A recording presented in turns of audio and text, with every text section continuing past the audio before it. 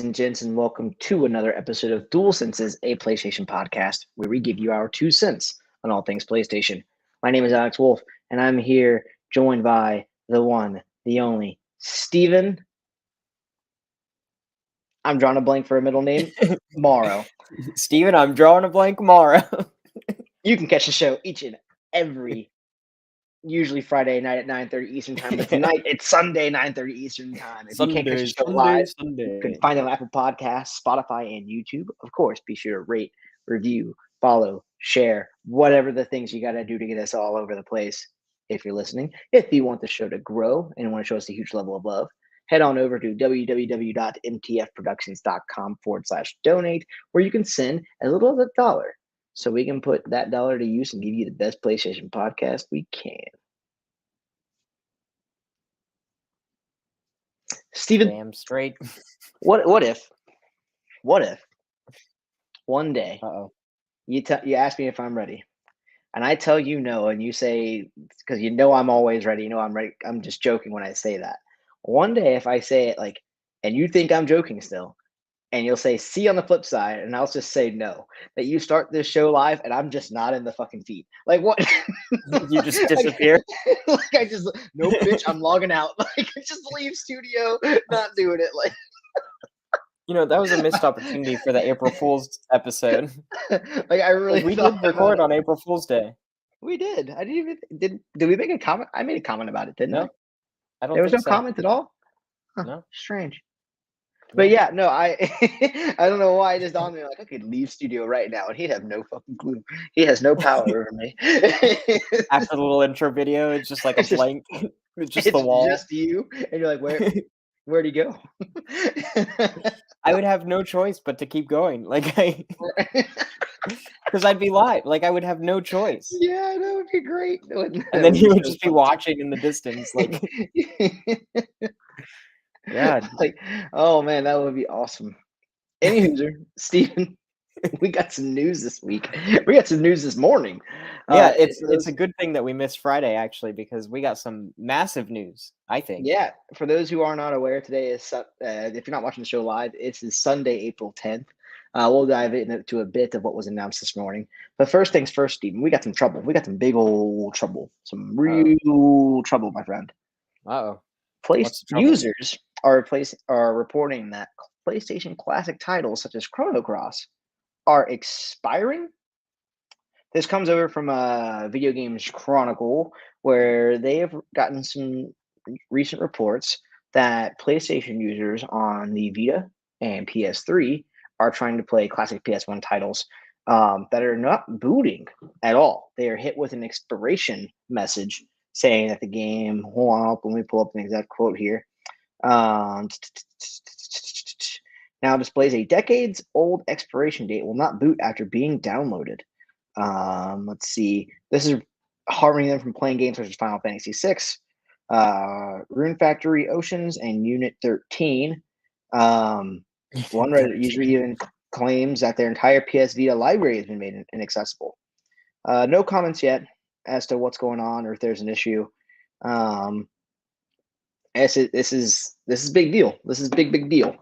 Now that we are on the heels, on the cusps of the new PlayStation Plus launching in just a few months, and it seems like they're trying to remove it all on there to help drive people to using their PS4s and subscribing to these new services. If that's the goal, I don't know if this is an actual hiccup. Maybe it's a development process of getting this new PlayStation Plus rolled out, and you're like, oh fuck, we made a mistake. We cut off a thing. We pulled a Gran Turismo.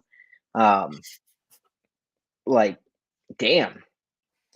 Honestly, I feel like this is just some back end bullshit, because we know that they're getting ready to launch this huge revamp of PlayStation Plus. They're adding all of these new features and services. We know that it's intrinsically linked to PlayStation Classic titles, which some of which are probably already on the PlayStation Store, like PlayStation 1 titles, things like that. While it's probably not intended and it's definitely not good, I feel like this is just some kind of a hiccup, like a technical issue where they're Yeah. updating things and they're trying to like uh, do some stuff on the back end that's affecting some people's licenses, because that's what it is. It's like an expired license for these different titles, and that's linked to oftentimes PlayStation Plus. Unit 13 was a PlayStation Plus game. Almost every PlayStation 1 classic on the PS3 was released as a PlayStation Plus game way back when. And a lot of those are playable on the Vita. One Mhm. person was saying almost their entire Vita library. I would argue most of the Vita library that's worth playing was free on PlayStation Plus at some point. Yep. So that's probably what we're seeing here is some kind of weird backend license issue with license renewal, where while they're updating for this new PlayStation Plus service, hopefully they fix it.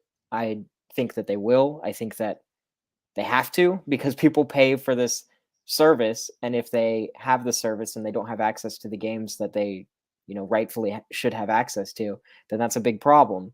Uh, Mhm. so I think it's probably some temporary thing while they're doing some back end PlayStation Plus updates.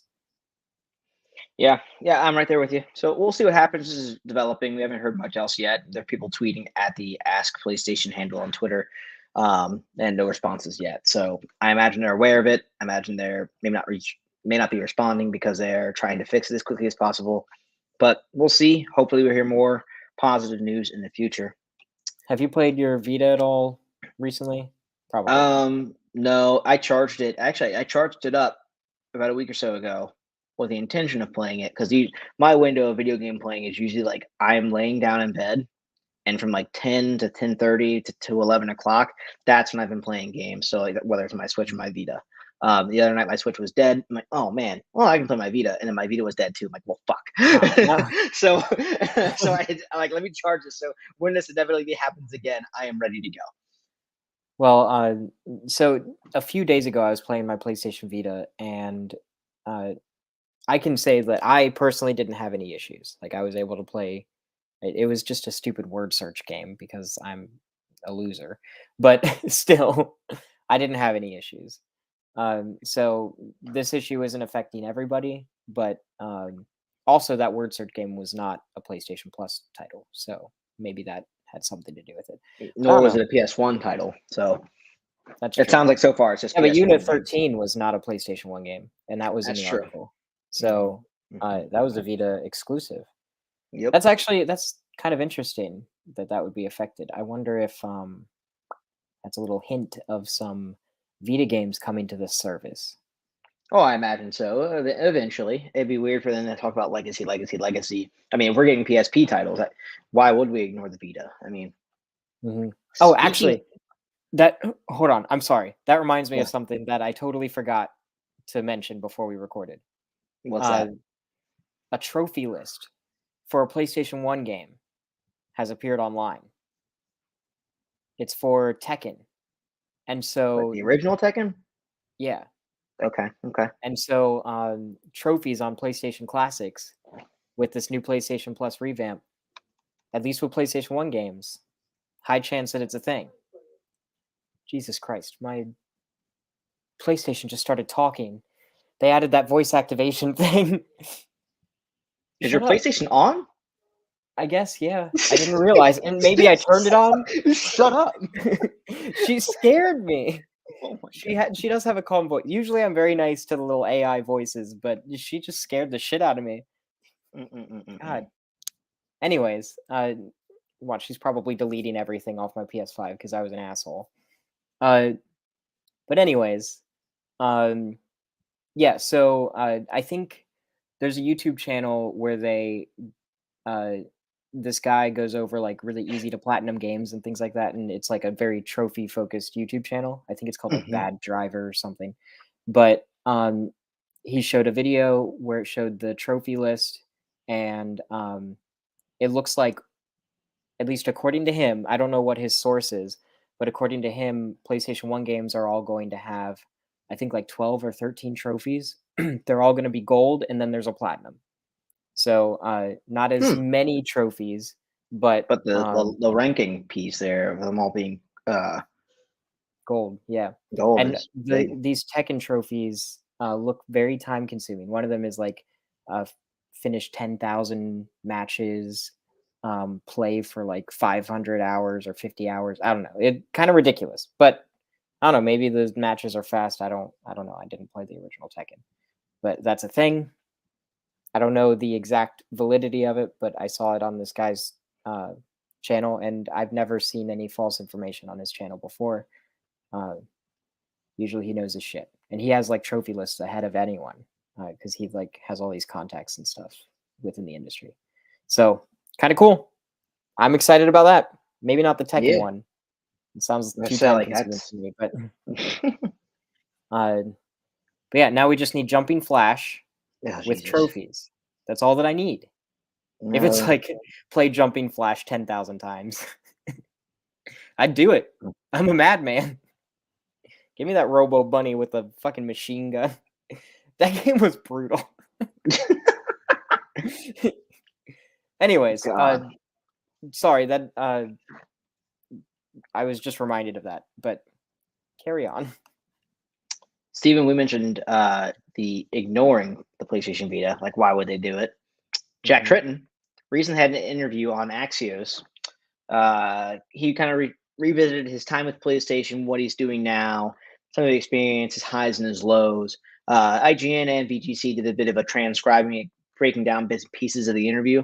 And one of the things I found the most interesting was that he was talking about PlayStation's habit of abandoning new technology that they kind of go for. So we've talked about this on the show where PlayStation gets some kind of initiative with something, whether it's 3D, motion controls, Wonder handheld Book. gaming. Ooh, fucking Wonder Book. Tell you what, so when our time at GameStop, I sold one and only one copy of Wonder Book, and it was because someone wanted to get a platinum trophy. And that, my friend, is how I met the one, the only at Matt Applegate Draws. Follow him on Instagram. That's how I met him because he was buying Wonder Book for his Man. sister. And people say And trophies don't sell games. and that was the only reason he was doing. I mean, to be fair, I'm pretty sure he also probably purchased Hannah Montana the game for a platinum trophy. No shame, no shame. That's fine. I I think he appreciate felt some shame, but it. anywho, sir. So talking about this moment, uh, Trent had a quote in here, and I'm reading it now. There were certainly technologies that I thought were good, but just didn't have the level of support they needed. He explains, talking about how some of them lacked the marketing budget they needed in other support.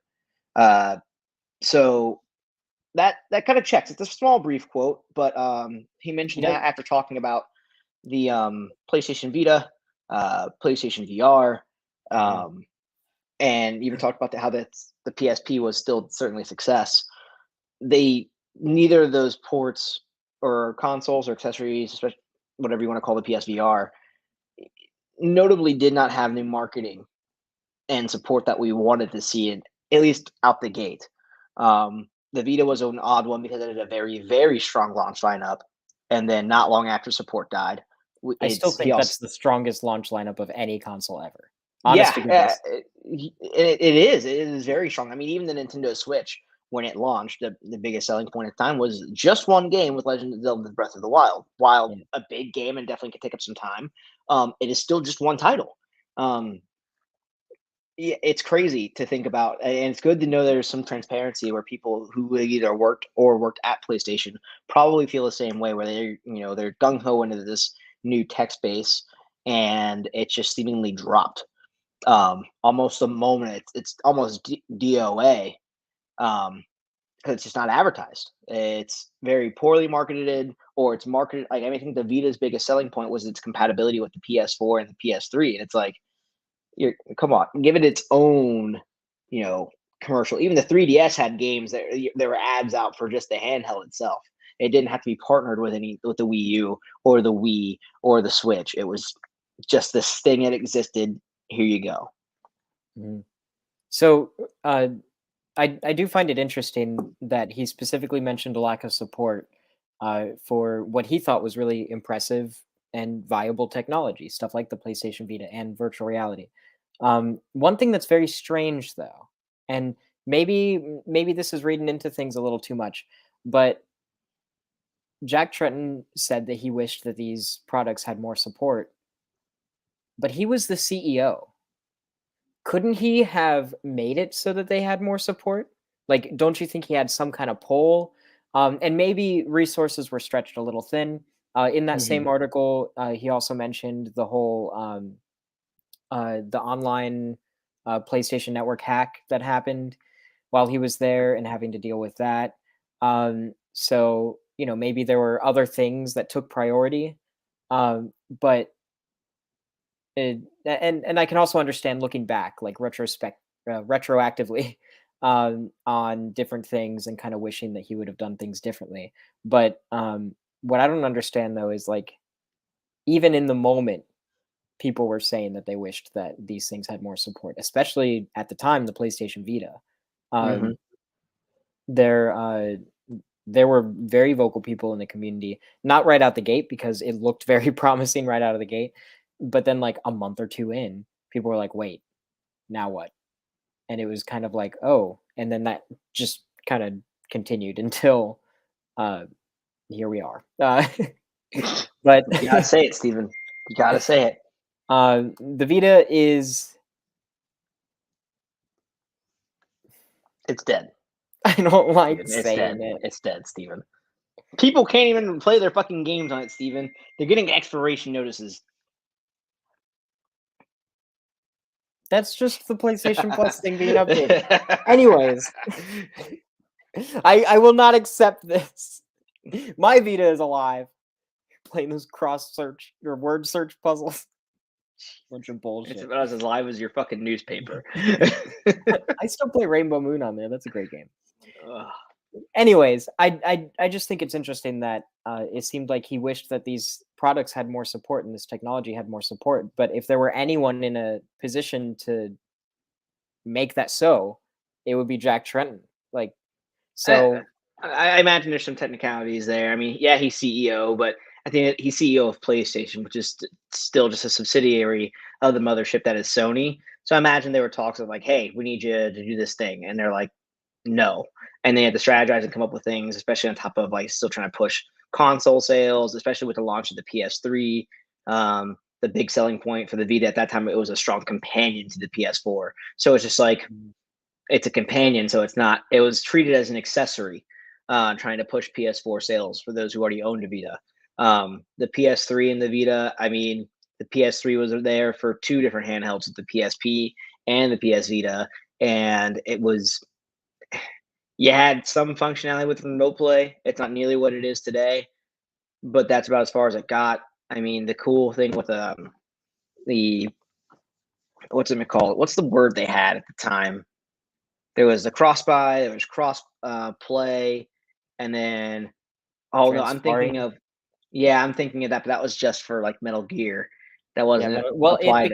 became a thing, but But Transpari like did it first, and then it was cross save. yeah, and Um, then cross save, but and then trophies pop in, and which led to what we have now with the PS4, PS5 stuff, where you pop in a game and the list pops because arguably, you it led platinum to on what we PS4. have with the Switch.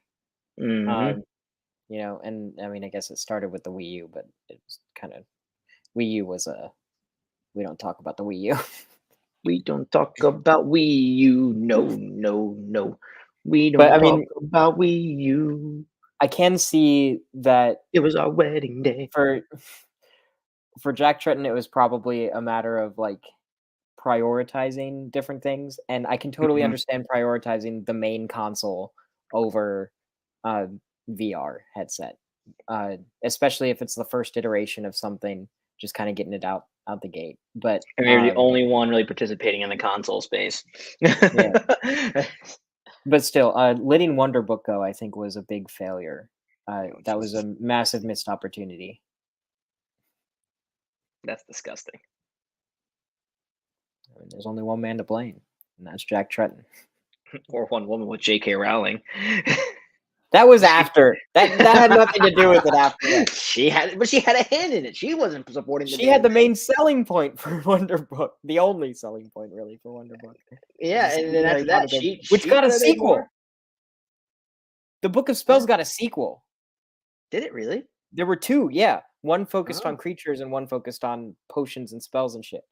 I think. I'm fairly No, I feel certain. like I thought that was all just one book. Maybe the second was like canceled. I don't know. That's I say ancient I can't history. imagine that got very far past one. Um, Now, Steven. Oh well, hold on. We got one more little piece before we get to the big meat. Um, Well, I've got two more. There's two more things. One of them yeah, but is one thing before the big meat. no, no, two more things before the big meet. We'll do the first thing first, and then I've got a thing. Okay, let's say I've only got four things on this list here. Um, That's fine. April's PlayStation Plus games are now available to download and claim. We have Right Hood, now. Outlaws, and Legends, SpongeBob Battle for Bikini Bottom, Rehydrated, and Slay the Spire. This is a good. So this isn't like this bombastic list or anything. Like this is some solid stuff. No, this is SpongeBob is an bombastic. easy is an easy fun game to play, just to kind of like just cleanse your palate, just fuck around, do a quick easy thing, and then Slay the Spire is just while strategic and you can spend a ton of time into it. It is such an easy, mindless thing to just kind of do at the same time. Like it is just a chill thing. Like man, I want to conk out for half an hour. What can I play? And it's so easy to pick up and just go. That's the roguelike So with good. the cards and stuff, right? Yes, yes, yes, yes. Okay. So you pick one of four characters, and it's deck building. So as you battle, you get new decks, and you can like choose a path as you were to go. Very roguelike. And you can choose fight either a boss or go open a chest that may have money or some kind of reward in it, or a smaller enemy. And you go that route, and you just kind of go on and on. And as you get certain further with certain characters in certain ways, you open up more characters and more cards. It's a lot of fun, easy to waste your time into. Definitely worth checking out. I think it's really the highlight of this list. Um, Very, very beloved indie darling. And then Hood, Outlaws, and Legends. This game looked really pretty when it first was announced, and so Yeah, it actually looked kind of badass. Wasn't it yeah, announced during a PlayStation showcase or a state of play or a I spotlight or whatever the believe fuck? so. It was in some kind of announcement. Um, and I feel like it kind of came out, and some people were into it, and it's kind of like kind of quiet it down. It's an online multiplayer. You play as multiple rival gangs. Um, it's Robin Hood, so fighting enemies, with Robin stealing from the rich, giving to the poor, and whatnot. Um, there's a PVE mode where teams can control spawn points to recuperate as much gold as possible. There's a PvPvE mode where you battle it out, but you're also trying to collect as much gold while fighting guards, which is all AI controlled.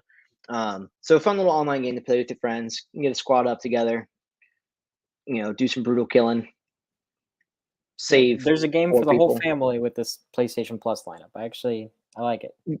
Yeah, It's it's pretty got good. a wide range. And then of course we've got SpongeBob SquarePants Battle for Bikini Hot. Why did I Battle for What? Battle for Bikini Bottom. SpongeBob SquarePants Battle for Bikini Bottom Rehydrated, remaster of the PS2 game Battle for Bikini Bottom. Uh, Platformer, goofy little story, beloved SpongeBob characters. You know the drill. Easy platinum. Easy platinum. There you go. That's what that's on there for. So go Yeah, for it. Do it. it's actually pretty satisfying. I like that game. It's pretty good. Yeah, I heard it was pretty good back in the day too. A lot of people appreciated. There's a lot of underappreciated old like THQ, Nickelodeon platform games in that time that no one really talks about as much as they should be. Yeah. Um, that being one of them. There's also a THQ Nordic showcase for those aware on Thursday, I believe, coming up. So check that out. Might see some more remasters of PS2 THQ Nickelodeon games. So just spelling reminder there. All right, Steven, like I said, I got one thing on here, and I'm pretty sure we all know what the big meat is. But what is this other thing you got on here? What the fuck are you talking about? Okay, so I just needed to make my peace with something. Okay, Okay. so the past two episodes we've talked about the Gran Turismo 7 debacle, how the update broke the game, how they're like going too heavy on the microtransactions and all of this, and we were pretty harsh on the director of the game, his messaging, and the contents of the update itself. Let alone the fact that it broke the game for a couple days, whatever. But Mm-hmm. specifically on the subject of the microtransactions, I think I want to backpedal a little bit because I think we were a little too hard on Gran Turismo 7. And the reason for that is the microtransaction setup is almost identical to Gran Turismo Sport, and there was all kinds of people making a big fuss online about how and we were too, admittedly, about how the price of the cars in game was going up while the rewards for the races and events was going down. Uh, However, all of these things were kind of fluctuating and changing while an update was still in progress, and that update has now completely gotten rid of the issue to where some events have now like 4 times the amount of rewards. There's a whole wide spectrum of different like credit rewards for events and things like that. The car prices fluctuate with the market just like in real life or whatever, but it's so similar to Gran Turismo Sport in the way that it's set up. um, and there was no like real backlash back then. That I think this is another example, and I feel bad for having contributed to this, but I feel like it's another example of people making a big fuss over something that's not really a big deal, a complete misunderstanding. And I would even also reckon that most of the people who were upset about it were people who don't even play the game, because a lot of the things that they were saying was a bunch of bullshit, honestly. It's just people afraid because microtransactions is such a triggering word and people are afraid of it. But really, playing the game now that it's up and running again, which that was a problem. I admit that that was a problem. But in terms of like the contents of the update itself, playing the game now, it's fine. Like I had a shit ton of credits. I bought a $2 million car. Um, Zero real world dollars were spent, other than obviously the price of the game itself. Um, so I think, again, we need to backpedal a little bit. Personally, I think that I was too hard on Gran Turismo 7. I think the game is stellar, and I think that the update is fine now that it's actually all out. Okay. So I So just two wanted to things, make because that case. I have not played Gran Turismo 7, nor do I think I will. My biggest problem was the messaging. Now, two things. One, was this more upsetting to people because they were already given a product with the system they enjoyed, and then it was revert back to how Gran Turismo Sport performed? Is that justifiable? Because Gran Turismo Sport, as far as I'm aware, like their merchant system of how you purchase cars and how you earn and everything like that, stayed relatively the same since launch. So it was like you got what you got. You expect like, okay, cool. Is that where it may have been a problem for people buying this game because they came into one thing and then all of a sudden it was just changed just to reflect something older where it's like, well, fuck, why didn't you just like, what was the point of releasing it this method? Only the backpedal. It sounds like they backpedaled on an idea. And So then, in hold on, let me answer the first one because I'm probably okay. going to forget it before. No, yeah, uh, yeah. so in Gran Turismo Sport, there were updates that changed that made like little changes and alterations to rewards from events and changed the values of cars. That was a Mhm. thing that happened in Gran Turismo Sport. So that's something that fans of the series should have expected it. And another thing with Gran Turismo Sport is pretty much every month they were adding like entire campaigns worth of new races. Like there would be like 10 or 12 new events added every month that would have like all kinds of different new rewards. Some of them would be actual cars, some of them would be just, credits in the game, different helmets and shit. And that's something that we see with this new update for Gran Turismo 7 as well. Uh, where yes, the things are fluctuating or anything.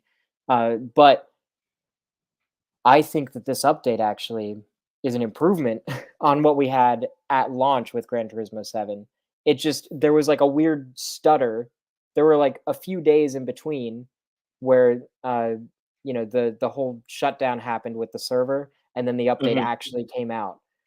Because the update that they did after the server got all messed up mostly just fixed that issue.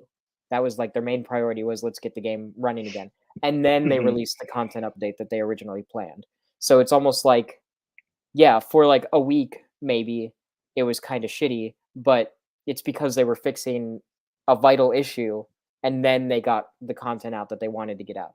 And I do think the messaging, to touch on one of the things that you said, I do think the messaging seemed a little passive aggressive. Um, but I also think because it was text, on a screen on the Hmm. internet. People read into it with the frustrations that they already had, so they read it in the tone that they kind of felt. Perceived it in. So, yeah, because in the last paragraph, and this is something that I personally was also upset about, where it seemed like he was like, "Hey, shut up, sit down, and wait." It seemed like that's what he was saying. But I Yeah. mean, also he was saying, "Hey, just just calm down and wait a little bit, and you'll see what's going on." He probably didn't want to give specifics at the time. Later, he did, but he didn't want to give specifics at the time, probably because he didn't know exactly what they would be able to Do actually get like out what? in the next update.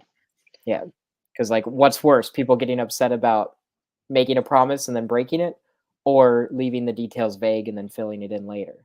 So So, and then the next question would be: you mentioned how uh, eventually it seemed like the rewards would be lightened, but the values of the cars would go up.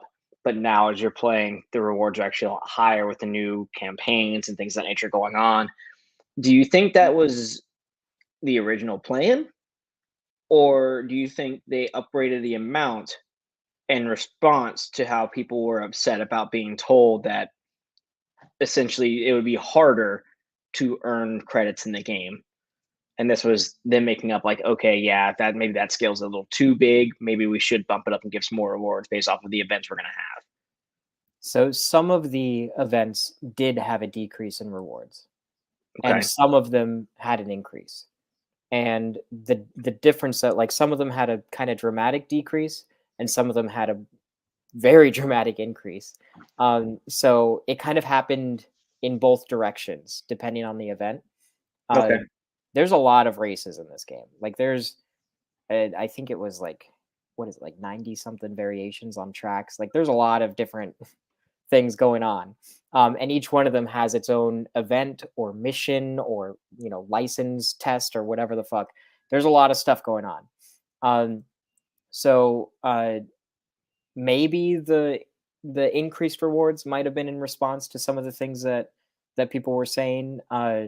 But also included in the update were entire new events and game modes that are not quite the same as other events in the game. Like there's hour-long endurance races, and there's like entire like big events with like different structures to how they work and everything.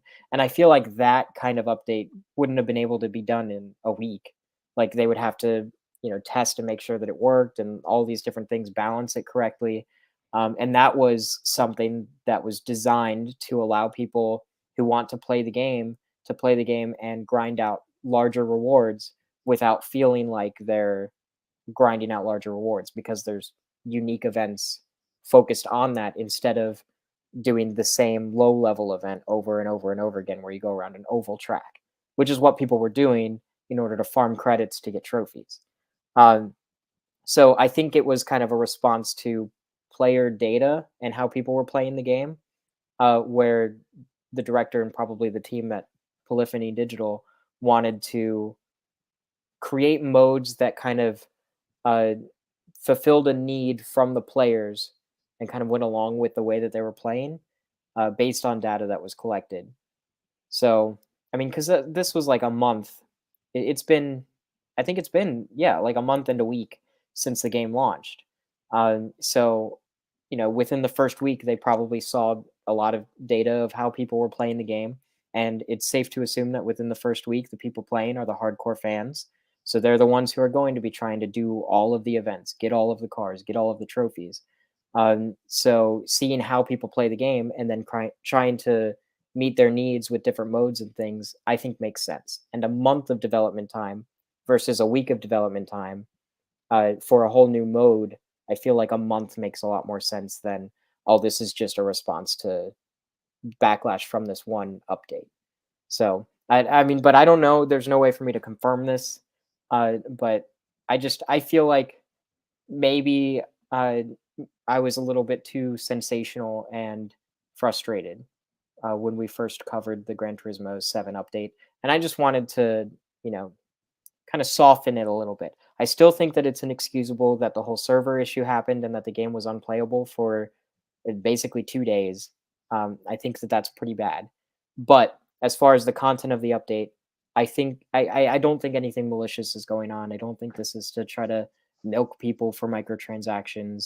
I think it seems very reasonable from my perspective as somebody who literally cannot stop playing this game.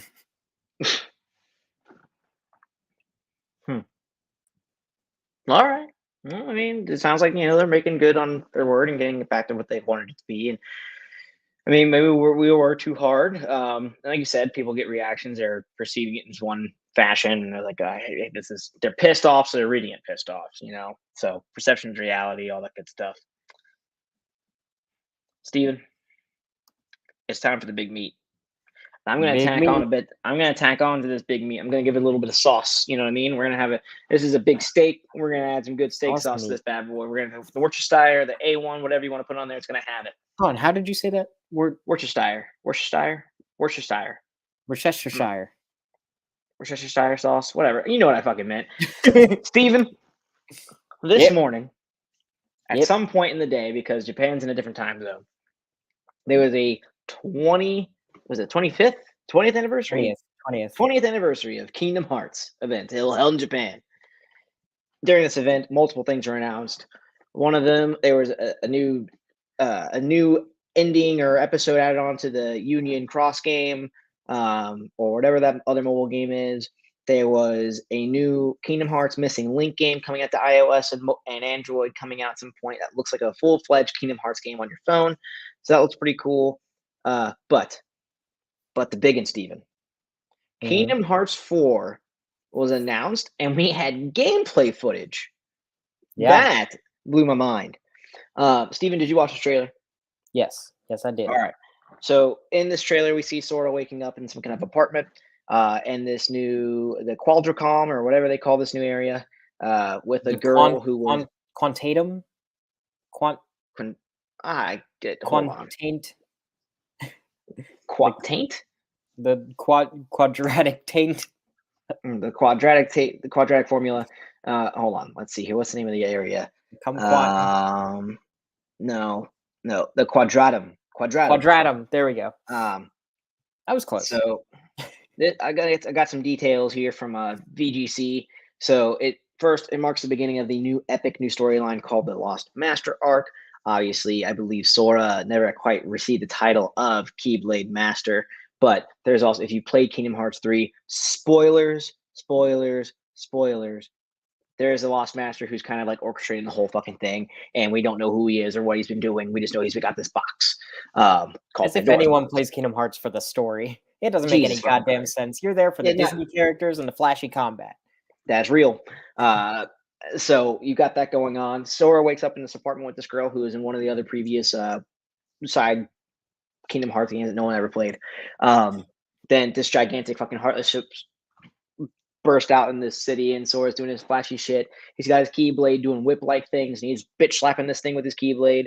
And then we see Donald and Goofy in the darkness, probably looking for Sora, talking, and then you see a blue flame dabble on and someone talking in the background, and the blue flame's all people like, we don't know who this is. Oh, come the fuck on. It's Hades. Really? Come on. It's gotta be Hades. He's the only one who has the blue and red flame. Yeah, and it's just so and fucking the voice, obvious. even though it was in Japanese, the voice was it was Hades-esque. It was sassy. It was sassy. All right. It was fucking Hades. People saying we don't know, it's all the speculation, like, oh, Jesus fucking Christ. All right, you didn't play anything. But watch it be Merlin. Merlin's like, whoa. And he just gets mad. Like, he's fucking over it. Doing his little dance and shit flying in the hut. He's like, I got this book, but the pages are missing. What's the fucking, like, you guys fixed it and you ripped it up and you threw it out again and you're fixing it again. Fuck you, kids. Just drop a poo in Halloween Town. Drop a poo. I don't know why, but I didn't think of like Winnie the Pooh when you said that. So I'm just thinking someone's just taking a big shit in Halloween Town. Who shit in my pumpkin? Who shit in my pumpkin? Jack Skellington is just pissed off, going around just being Is the pumpkin being put the pumpkin on? Has no idea. There's shit all over his face. What's this? Oh my god, it's shit. Oh my god, make it happen. Write it, print it, copyright it. If that's not in Kingdom Hearts 4, I'm gonna protest. I'm gonna go to Washington. Fucking terrible game. So this game was announced. We get more in development, of course. It could be years before you see this. Gameplay is there, so that's cool. It looks very similar to what we had with Kingdom Hearts 3's gameplay with the command system and the HP bar and the drive bar, look or the EX gauge. It looks the same. It's hyper realistic, so Sora looks more like a 12-year-old than he ever has. His big feet are gone. That's neat.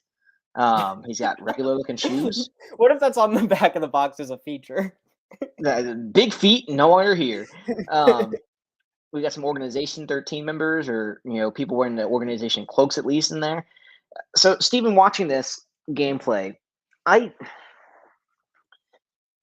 was a little upset, and Upset. here's why. I was a little upset with the gameplay because one, I know it's early development, so it's easily changed in the next 15 years before this game comes out. Mhm. Kingdom Hearts 3, it felt like whenever anything was happening and Sora wasn't running on flat ground, like on the earth, not a flat surface, but on the earth, he was okay, fine, it makes sense. He's running like a normal human being. But the moment he started doing any kind of platforming or running on walls or whatever, the motherfucker looked like he was not actually walking on the wall or running or anything like that. It was almost as if he was just like gliding, like walking on air. Yeah, like And it was just awkward. Like, he's yeah. clearly running up the building, like, he's not flying up the building, he's running, but it feels as though he's still, like, running like a fucking galloping horse up this thing, but not actually touching the ground, and I'm like, I don't understand why that's any different, like, it would make sense if he was gliding, like, actually gliding, but they're doing this weird cross mix thing, and it like, the frame rate gets weird and choppy, and it looks like that gameplay mechanic, or at least that functionality, that engine build is still going into this game, and I'm like, "What? Yeah, Don't come I think on." that's an animation issue where the running loop, the animation loop, um, n- because they're going for like a more like animated look where Yeah. it's more bouncy and like stretchy.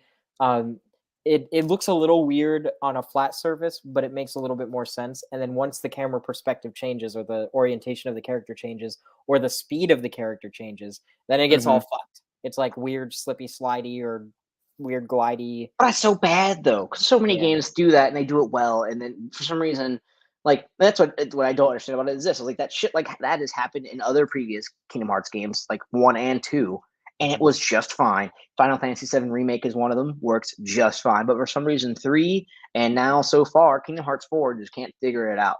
And I don't know why. So that was your Like, it makes takeaway from Kingdom Hearts 4 reveal was I'm like, he why is this runs up game buildings weird? No, it's just like it just looks like butt. I'm like, okay, cool. The models are pretty and the environments look good, but he runs like a fucking idiot. Like I don't get it. Like why is it Let's be still look honest, Sora has bad? always ran like an idiot. He's always jumped like an idiot. His Yeah, that's fucking true. wedgie ass. We're I just just don't shitting get on it this though. game. It doesn't look good, and I want it to be good, and it just this doesn't look like the preview I wanted. Like they could have just left it all cinematic. I did not want to see this gameplay because I'm left heartbroken. But Sora's wedgie ass left me heartbroken. Where's those big feet? whirly goof, Steven, here comes the sauce, my friend. Oh no, okay. Do That you wasn't the sauce? remember? No, that wasn't the sauce. Okay. That was the meat. That was my perspective on the meat. It came out well done, not medium rare. Alright. So, Steven, do you remember? Let's think it was September of 2021. The NVIDIA GeForce Now leak. What? So, Uh, NVIDIA, oh, the oh, oh, yeah, yeah, yeah, yeah. The yeah, with all the games, and almost all of them have been now confirmed. So it's safe to Kingdom say that Hearts everything 4 was on there. was one of these games. Okay. Yeah. So I did some research and I pulled up a list of some more speculative Mhm. titles. Now, the point for those who can't remember, there was a massive leak in early September from NVIDIA GeForce Now, which is a streaming service for NVIDIA where you stream games. Um, there was a big leak where it leaked a bunch of games that were potentially coming to PC. So Now, what are all during the this ones that are time, still coming? well, so I'll kind of go. To feed into this, so people are like, "Oh, well, who cares? It's a leak. It's probably this rumor and shit."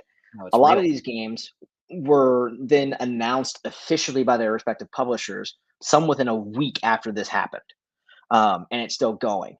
So games like ArtRaiser Renaissance was a remake that was then released. It was on the list as ActRaiser remake. So there's that.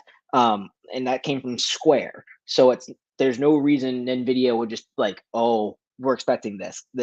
Like, come on, they knew.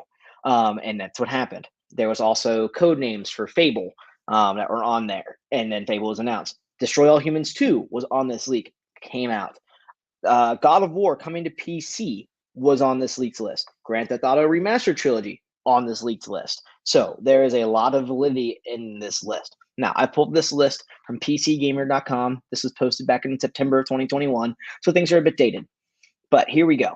So games that were published by Sony that were on this list coming to PC: Demon Souls, Ghost of Tsushima, God of War, which happened, Gran Turismo 7, Helldivers 2, Horizon Forbidden West, Ratchet and Clank, Returnal, Sackboy Big Adventure, Uncharted, Legacy of Thieves Collection.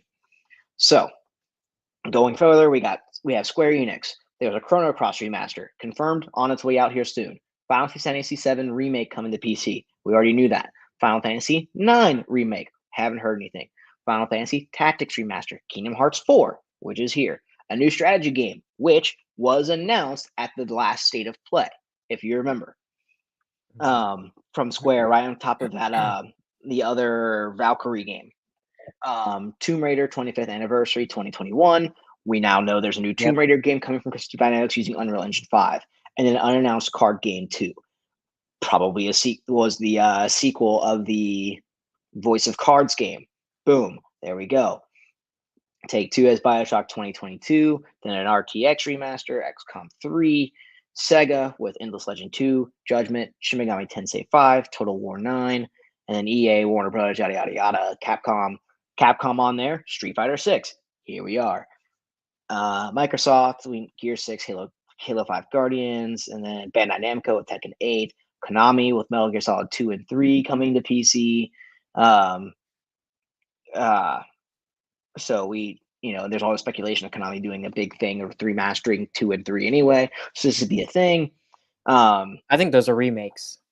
That's what this is saying on this list, is that VGC reported back in October of 2021 that Konami was planning big comebacks for Metal Gear and Castlevania, and remasters of 2 and 3 are looking like that's going to be a big thing. And again, these are all games that they're expecting to come to PC. Some of these games haven't been announced yet, so it's well to assume that some of these games we expect to just happen. Like, they're coming out on PC. Safe to say they'll be a big consoles. You're forgetting a big one.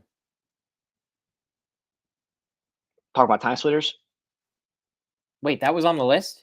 Yeah, Time Splitters 2 Remastered was on this list, along with Crisis 4, Titan Quest 2, Wreckfest, City Skylines 2, Crash Team Racing Nitro Fueled, all those games on this list, and there's a THQ Nordic stream happening Thursday, Steven.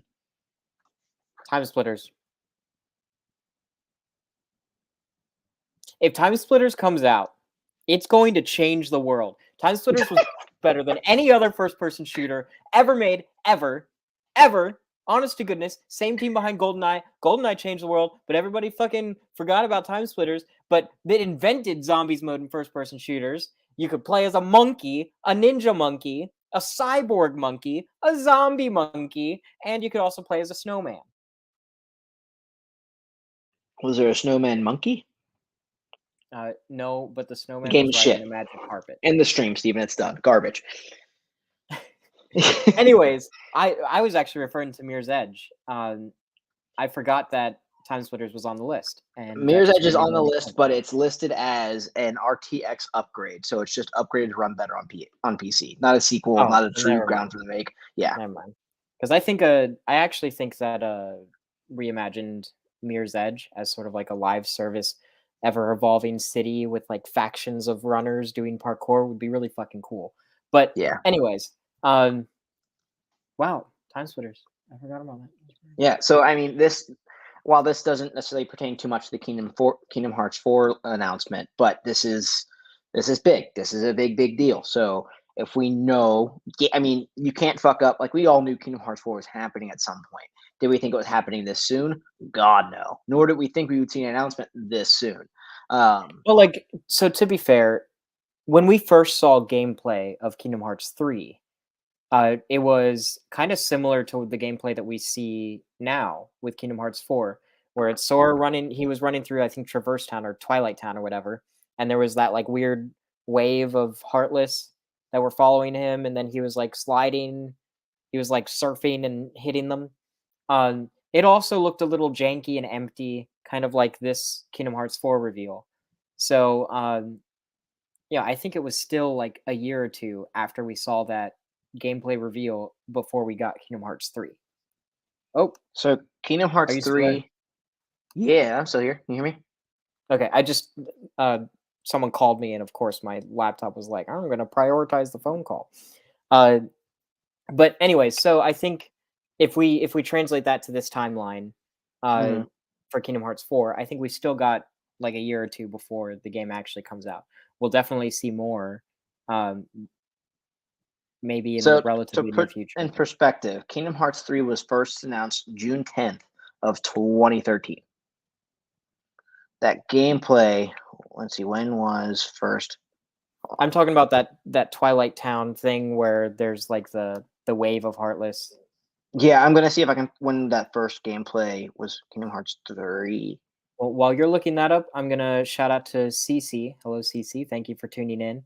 CC says that they're excited to see new worlds, and that they were conflicted with Kingdom Hearts 3. I'm right there with you on Kingdom Hearts 3.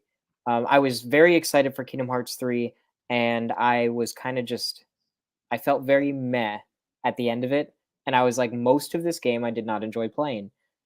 So I'm a little less excited about Kingdom Hearts 4 because of that, but I'm still probably gonna play it. I love me some Disney, especially some like Hot Topic Disney, and that's what Kingdom Hearts is all about, to me at least. Like I don't give a fuck about the story anymore. I used to, but now I don't understand it. I'm just in it for the Hot Topic Disney. Let's see. Um, Kingdom Hearts 3 gameplay. If I've got this right, the first time I think it was like at Tokyo Game Show. it was at E. The first gameplay of Kingdom Hearts 3 was, yeah, okay, I was gonna say it. I could have sworn it was when we saw the fucking roller coaster and Sora was fighting the Rock Titan from Hercules. Yeah, now No, it's in I 2018. before then I thought we saw him like running, or maybe it was after that. There was like a thing with him running through Twilight Town and fighting like a tidal wave of Heartless. But anyways, That either was way. after. Yes, that was Okay. after. The first thing we So saw was the Titan, him fighting that, and then a couple, and then Toy Story being featured because Toy Story was like the big fucking big reveal. Oh, it's whoa. Pixar. Yeah, So anyways, I thought that this gameplay kind of reminded me of that initial gameplay reveal for Kingdom Hearts 3. And that's not good though because that was janky. um And Kingdom Hearts 3 gameplay was still as much as well, yeah, but I still platinum the game, still this is a janky. game that's still years away. Um Presumably still years away. But like one thing, so there are two things that I noticed, big time. So first of all, uh, Oh, they're Jesus. definitely going for a more realistic look, which is hmm interesting. Like the proportions of the characters a little different. We talked about Sora's shoes being fucking normal for once. Are you okay? Are you dying? Yeah, I swallowed water wrong. And it's killing me. Okay. I Your muted face is myself. turning all red. I'm You got tearing to get up. some I'm Heimlich. fine.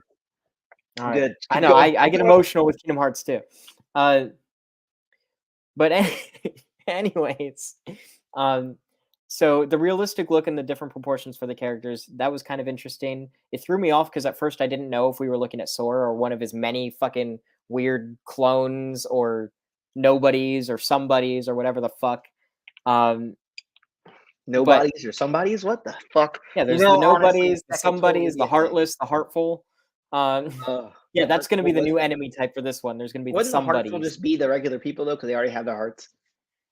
Yeah, but not in Kingdom Hearts. They're gonna make it fucking complicated. Oh There's Jesus gonna be Christ! the somebodies and then the heartfuls. The heartfuls are just somebodies and hoodies, not cloaks or robes or whatever, like Organization 13. So there's gonna be hoodies, jackets, cloaks. It's gonna be a whole fucking mess. And there's gonna be zippers everywhere. And keys. Anyways, Don't forget about the keys. zippers, keys, keyholes in weird places. Tarzan's gonna come out of nowhere and go hee hoo hee hee ha. I miss that. For all the things to miss. Anyways, And the fucking sea salt the- ice cream. That's right. yeah, we need sea salt ice cream. But so the realistic character proportions are kind of interesting. It definitely gives me like Final Fantasy 15 vibes with the way the characters are looking now. Just a little bit softer, I guess. I But the wonder if that'll environments, change with the world because you're in the yeah, possibly. Well, that's what I was gonna say. The environments in this game look stunning, like almost photorealistic at times, like kind of in a sterile, you know, like minimalist future kind of way. But sterile. uh yeah, sterile. Like everything was clean and shiny. There was a city with shiny cars. It reminded me a lot of that the Matrix tech demo that was released for PS5, Yeah. where everything looked like so perfectly real that it's like, oh well, this isn't real because it's too perfectly shiny and I don't know, clean. Simple Mhm. and clean, basically, is the new art style. You're Uh, fucking disgusting and a deplorable. God. lot of buildup for that. But when they showed briefly, they showed sort of like a jungly or like a woods, like a forest scene with very Mhm. nice water effects, the light trickling through the trees. Some That fun was pretty guy. nice.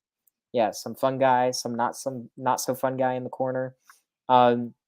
But speaking of not so fun guys in the corner, um, there was what some people are claiming a little Easter egg in that little forest scene, where in the corner you can see it looks like a little metallic thing. It's like it comes down almost like a metallic pillar, and then it's like kind of circular. And people think it's the leg of an AT-AT or an AT-AT or whatever the fuck from Star Wars. And people The have fact like that you zoomed just in called it an AT-AT pisses me off, but all right. and whatever. Uh, I'm not a Star Wars fan, but people are now AT-AT. speculating because they saw this. I've heard it called an AT-AT before. Uh, Yeah, by children and people who don't understand or respect the lore. the only people who give a fuck about Star Wars are children, okay? They're children or children at heart. And I'm not wrong. I'm not So wrong. you're just a dipshit for calling it an AT-AT. What? Yeah. Well, you're just a And child. how's You're a that make you man feel? child. You're right. I'm a child at heart because I like fucking Star Wars. And I know it's called an AT-AT. Makes me feel at attacked right now. I am at attacked. You That's see right. me like looking at you. I'm looking in the camera, not at the screen, at the camera. So I I can want you to feel it. look at me in my eyes. I can feel it. That was disgusting, and you should be ashamed of that joke. Anyways, lots of people speculating Star Wars joining the Kingdom Hearts universe. That might also justify the more realistic art style, especially if they're going to be bringing in Star Wars and Marvel, and some more like live action series and things like that. So kind of interesting. This is something that people have been speculating for a long time with Kingdom Hearts. A lot Mhm. of people expected to see it with Kingdom Hearts 3, and then we didn't. I feel like they kind of have to do that, especially after the mixed response to Kingdom Hearts 3. Um, but I don't know. I don't know how I feel about this because it doesn't seem as magical or special as it used to be. But I'm definitely going to play it. Once I hear that sappy piano and those beautiful vocals talking a bunch of nonsense, but it still gets stuck in my head. Um, Once I hear the theme song, I know that I'm going to start crying and buy the game. So I don't want Marvel. I don't want Star Wars in it. I think Done. I don't want it. I mean, I don't necessarily want it, but I think we're gonna see it just because I if think it's bad. I want there are so many other especially Marvel. Okay, there's enough going on with fucking Marvel stuff, and they have built this entire universe. I don't need well, Kingdom Marvel's Hearts already going in there technically in Kingdom Hearts, Big with the Hero big Hero 6. 6 shit, but not a lot of people know that or pay attention to it. I don't want them fucking with that whole thing. They got their own thing going on. Like, yeah, it's under the Disney umbrella, but I don't need them touching it. Like, at that point, they might as well put Indiana Jones in that shit for no goddamn reason. I don't want it. Not needed. I don't need Sora because all he's gonna do, I'm gonna expect a cool lightsaber, He's gonna get a really dumb looking lightsaber. It's gonna look like a fucking key still. I don't want it. with his It's not fucking needed. wedgie ass jump. There's plenty of other Disney worlds that have been left unexplored, or hell, even like storylines in Disney worlds that have just been totally unresolved still, from Mhm. where they just kind of like abandoned it. Like we don't know Sleeping Beauty stuff with Maleficent still kind of up in the air. Hades is back for the fucking fourth time. Like, like good Well, we're lord. assuming it's Hades, but Oh, yeah, it's totally fucking it Hades. has to be I'm Hades. But assuming, yeah, I'm assuming my ass. yeah, I'm curious Ridiculous. to see how it turns out. Nonetheless, it's Yeah, definitely it was a surprise seeing it revealed. I wasn't expecting it this soon after Kingdom Hearts 3, even though it's been a little bit, but still, it's Kingdom Hearts we're talking about. It's yeah. It's fucking been 3 years.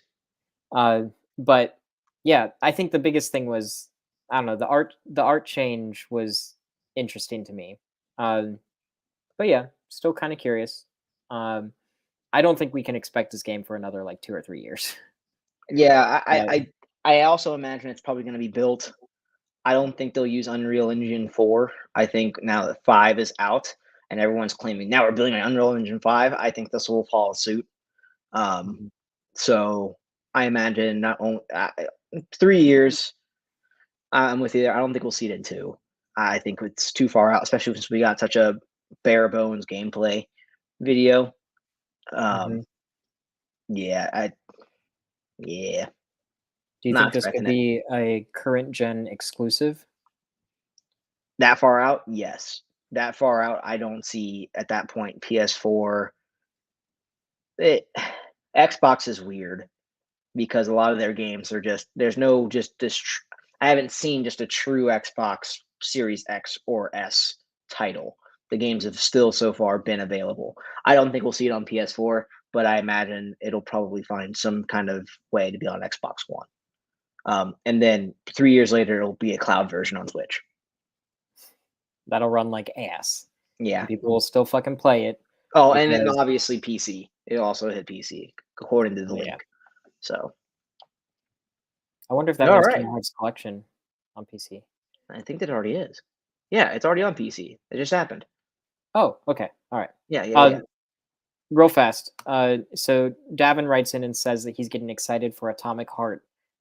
Is that the one game with the trailer that had like the robot and it's like a weird sci-fi thing? It's kind of like if BioShock were also like future. I don't know how to describe it. Is that one game? I'm trying to remember what it is. I can just look up a picture. I'm gonna do that. Yeah, I would say it's game Cyborg developed and published. telekinetic glove game. Yeah. Uh, yeah, I saw the trailer for that and I thought it looked amazing. Um, and it it it looks fucking cool. Uh, it's giving me kind of Bioshock vibes personally, especially with like the different abilities and things like that. But the release date trailer or release window trailer was really well done. The only thing is the lip syncing was kind of awkward. But other than that, that game looks really cool. I'm excited for that one too, Davin. But yeah, I think that's everything. Is that do we have That's anything everything. else? No, not everything. That's everything, ladies and gentlemen. Thank you for joining in on the show. This has been Dual Senses, a PlayStation podcast, where we give you our 2 cents on all things PlayStation. If you're a fan of the show, be sure to like, comment, share, review, subscribe, all the things. Again, if you want to see the show grow and send us a huge level of love, head on over to www.mtfproductions.com/donate. We can donate as little as $1. But thank you for watching. Okay, thank you. Bye. Thank you. Love, love, love.